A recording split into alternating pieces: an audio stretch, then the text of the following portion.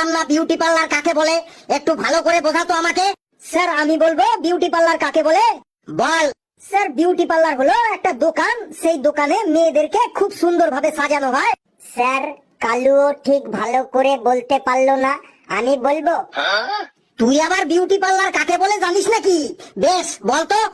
যে গৃহে নারী পুরুষ উভয়ই তাহাদের নিজস্ব সাধারণ রূপ নিয়ে প্রবেশ করে, ওই গৃহের মধ্যে অভিজ্ঞ ব্যক্তিদের তত্ত্বাবধানে নানা রকম কেমিক্যালের দ্বারা তাহাদের আসল রূপ পরিবর্তন করিয়া এক নতুন উজ্জ্বল রূপ নিয়ে সেই গৃহ হইতে বাহির হইয়া আসে, সেই গৃহটিকেই বিউটি পার্লার বলে।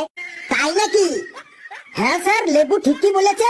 আমি দেখেছি আমাদের পাড়ার রানু, বুচি, টুম্পা বিউটি পার্লারে ঢোকার আগে ওদের একরকম দেখতে ছিল, আর বেরোনোর সময় ওদের রবিনা ট্যান্ডন, রানী মুখার্জি, দীপিকা পাডুকোনের মতো লাগছিল।